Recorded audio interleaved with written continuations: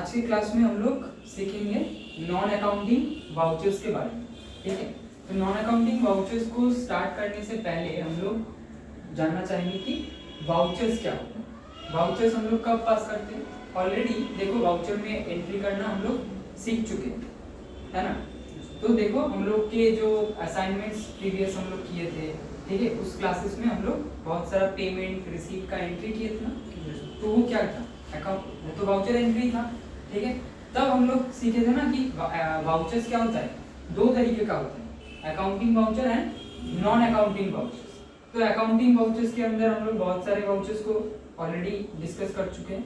ठीक है, उसमें से एक था पेमेंट वाउचर। तो पेमेंट वाउचर को कब यूज किया जाता है? जब कैश और बैंक आपका क्रेडिट हो रहा है, आप किसी को पेमेंट कर रहे हैं, तो उस टाइम में आपका पेमेंट वाउचर का यूज होता है। ठीक है, और रिसीव वाउचर हम लोग सीखे थे। रिसीव वाउचर में क्या होता था कि जब आपको किसी से पेमेंट रिसीव हो रहा है, मतलब कि कैश और बैंक आपका डेबिट हो रहा है, तब हम लोग क्या करते थे कि रिसीव वाउचर के अंदर उसका एंट्री पास करते थे, है ना।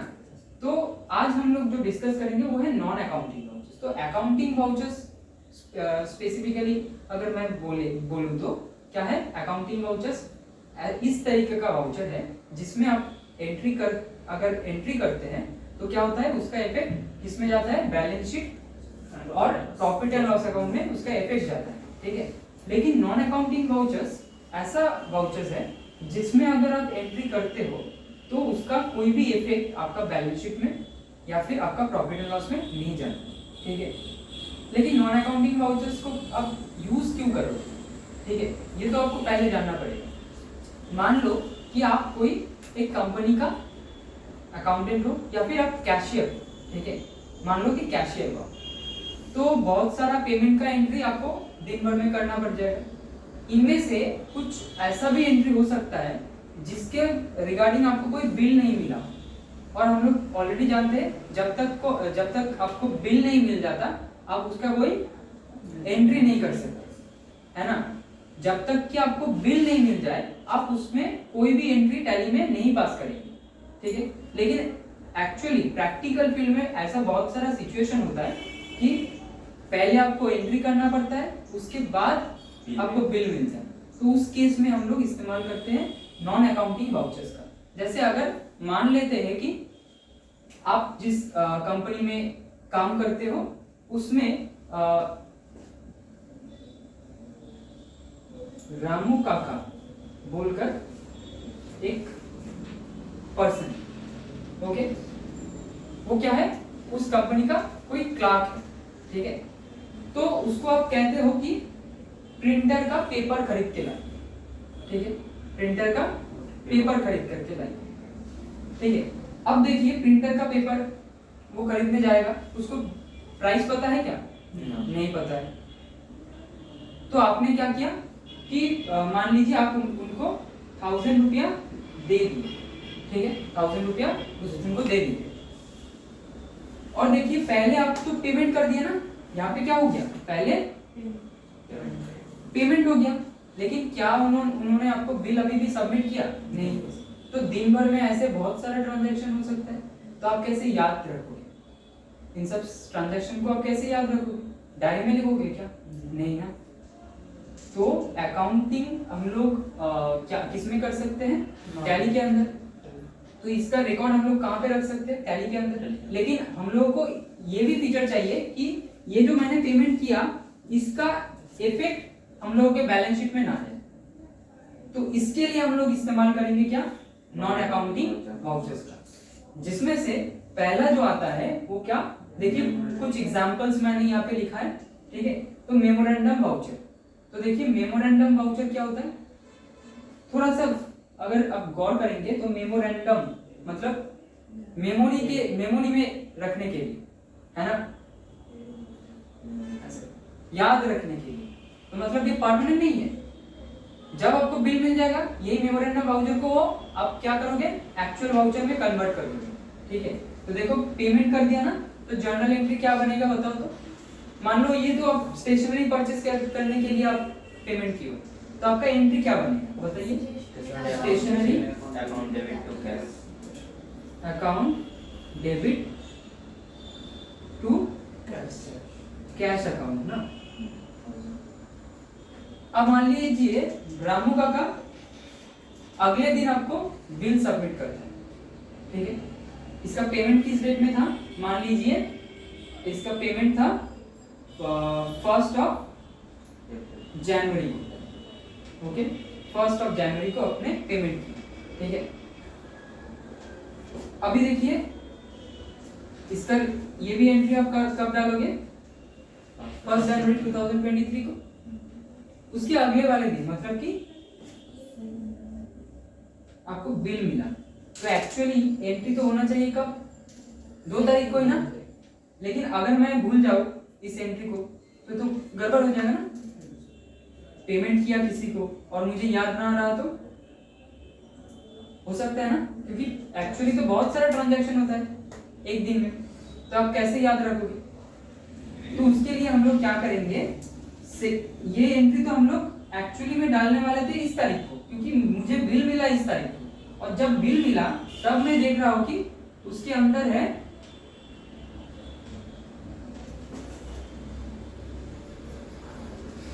801.50 का। उसमें क्या है, बिल के अंदर लिखा हुआ है 850, और आपको वापस कर दिया रामू काका ने कितना, 150 आपको वापस कर दिया, ठीक है। तो इसका एंट्री देखो हम लोग कैसे करेंगे।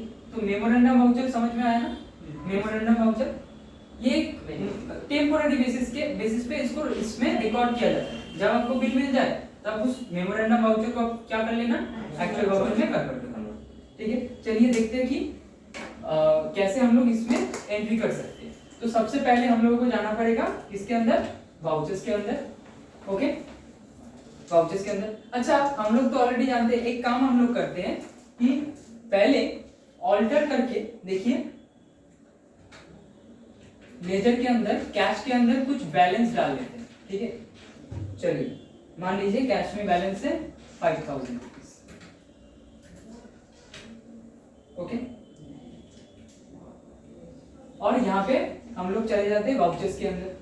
वाउचर्स के अंदर जाकर के हम लोग F2 करके डेट मॉडिफाई करेंगे 1 जनवरी 2023। अब देखिए डेबिट के अंदर हम लोग क्या डालेंगे, देखिए अगर हम पेमेंट वाउचर पे एंट्री कर देते तो उसका इफेक्ट चला जाएगा ना बैलेंस शीट पे, 1000 रुपीज कम हो जाएगा ना। लेकिन हम लोग तो ये नहीं चाहते ना, तो हम लोग सबसे पहले कहाँ पे जाएंगे, F10 के अंदर। F10 के अंदर आपको क्या मिल जाएगा, मेमोरेंडम वाउचर, ठीक है। तो देखो यहाँ पे शो इनएक्टिव दिख रहा है ना, शो इनएक्टिव के ऊपर क्लिक कीजिए, क्योंकि बाय डिफॉल्ट क्या रहता है, नॉन अकाउंटिंग वाउचर्स इनएक्टिव रहते हैं, ठीक है। तो चलिए मेमोरेंडम को सिलेक्ट कर लिया।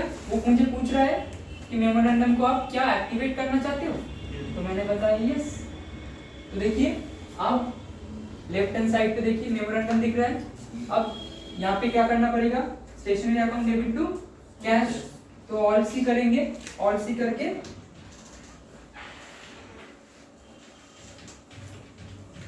स्टेशनरी किसके अंदर आता है, under indirect expense, okay. Save कर लिया।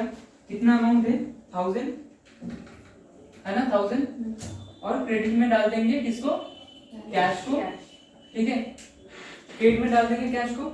अब देखिए यहाँ पे क्या शो कर रहा है, 5000 बैलेंस था ना, 4000 शो कर रहा है। तो आप बोल सकते हो, पूछ सकते हो कि ये क्या हो गया, ये तो नहीं होना चाहिए था, ठीक है। हम लोग ये एंट्री पास करने के बाद फिर से बैलेंस शीट में चेक करेंगे, ठीक है। चलिए इसको सेव करते हैं, नरेशन डाल देंगे। क्या नरेशन डालेगा, being stationery purchase in cash, okay. चलिए इसको सेव कर देते हैं। और अभी हम लोग इसका रिपोर्ट चेक करेंगे कहाँ पे, बैलेंस शीट पे। तो चलिए बैलेंस शीट पे चलते हैं, ठीक है। अब देखिए करंट एसेट के अंदर आपको दिख रहा है, करंट एसेट के अंदर क्या है, कैश इन हैंड, इसका बैलेंस कितना दिख रहा है, 5000। कम हुआ क्या, नहीं ना, तो मतलब बैलेंस शीट में इफेक्ट गया क्या, नहीं गया, ठीक है। चलिए प्रॉफिट एंड लॉस के अंदर दिखना चाहिए ना स्टेशनरी। चलो प्रॉफिट एंड लॉस के अंदर देखो दिख रहा है क्या, इनडायरेक्ट एक्सपेंस बोलकर आ रहा है, लेकिन इसमें कोई बैलेंस है क्या, नहीं। क्यों, अभी वो नॉन अकाउंटिंग वाउचर्स में एंटर किया हुआ है। जैसे ही हम लोग नॉन अकाउंटिंग वाउचर से उसको अकाउंटिंग वाउचर में कन्वर्ट कर देते हैं, तो उसमें उसी वक्त क्या हो जाएगा, उसका इफेक्ट बैलेंस शीट पे भी चला जाएगा, प्रॉफिट एंड लॉस पे भी चला जाएगा। तो देखो हम लोग इसको कैसे कहाँ पे ढूंढ सकते हैं, ठीक है। इसको हम लोगों को मेमो रजिस्टर में भी मिल जाएगा, ठीक है, और डे बुक में भी मिल जाएगा। देखो डे बुक में दिखा रहा है वाउचर टाइप मेमोरेंडम। तो आपको सिर्फ क्या करना है, उस मेमोरेंडम वाउचर को अगले वाले दिन जब आप ऑफिस में जाएंगे उसको बस आपको ओपन कर लेना है। ओपन कर लिया ना, अब क्या करना है, किस वाउचर में कन्वर्ट होगा बताइए, कैश क्रेडिट हुआ है ना, तो पेमेंट वाउचर, तो पेमेंट वाउचर में शिफ्ट कर दिया। देखिए F5 प्रेस किया, अब मेमोरेंडम से क्या हो गया, पेमेंट हो गया, पेमेंट हो गया ना। अब क्या करेंगे, 1000 रुपीज तो नहीं है, बिल मिला कितना 850।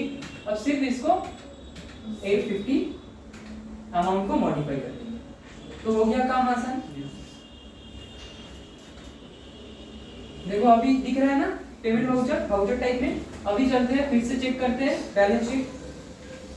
चलो ये देखो दिख रहा है, ये देखो करंट एसेट के अंदर कितना हो गया, देखो कैश इन हैंड 4150, तो 5000 माइनस 850 हो गया, ठीक है। और प्रॉफिट एंड लॉस में भी देखो, प्रॉफिट एंड लॉस के अंदर क्या है, इनडायरेक्ट एक्सपेंस स्टेशनरी 850। समझ में आया, ठीक है।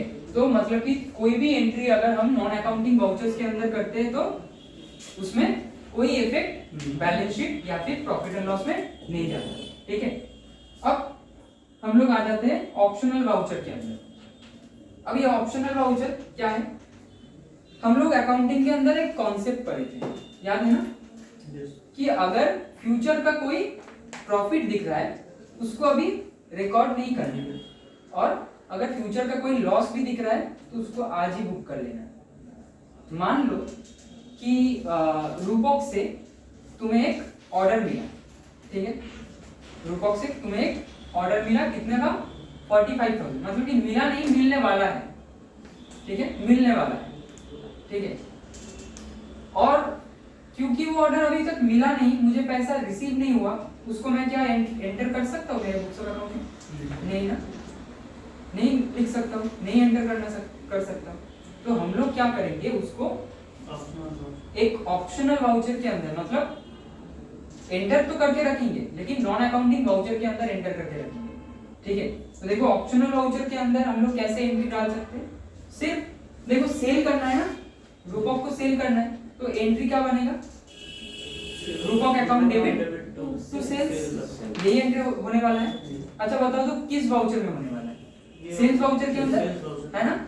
चलो हम लोग वाउचर्स से जाते हैं, वाउचर्स में चले गए, वाउचर्स में, और वाउचर्स के अंदर हम लोगों को जाना पड़ेगा F8 प्रेस करके सेल्स वाउचर के अंदर, ठीक है। और कौन सा मोड में ये एंट्री होने वाला है, अच्छा क्या बिकने वाला है, गुड्स या फिर सर्विस, गुड्स बिकने वाला है तो अकाउंटिंग इनवॉइस, सर्विस पे अकाउंटिंग इनवॉइस, गुड्स बिकने वाला है तो आइटम इनवॉइस। तो जितना भी कंफ्यूज करने का कोई कोशिश करे, आपको कंफ्यूजन नहीं रखना है, ठीक है, कॉन्फिडेंटली बोलना है कि ये नहीं वो, ठीक है। तो अगर हम लोग गुड्स बेचना चाहते हैं तो आइटम इनवॉइस, और अगर हम लोग सर्विस बेचना चाहते हैं तो अकाउंटिंग इनवॉइस, ठीक है। लेकिन अभी मुझे पता नहीं कि क्या बिकने वाला है, अभी मैं सिर्फ एक एंट्री करके रखना चाहता हूँ, group of account debit to sales, तो इसको हम लोग एज अ वाउचर ट्रीट करेंगे, और कौन से मोड में एंट्री होगा, एज वाउचर होगा, ठीक है।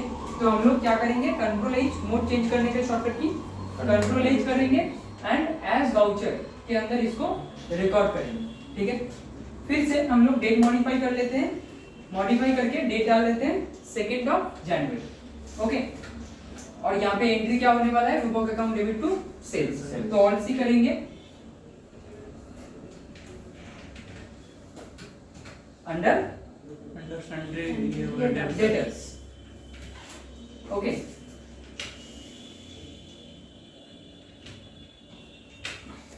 मान लेते हैं कि 50,000 अमाउंट है, ठीक है, समझ में आया।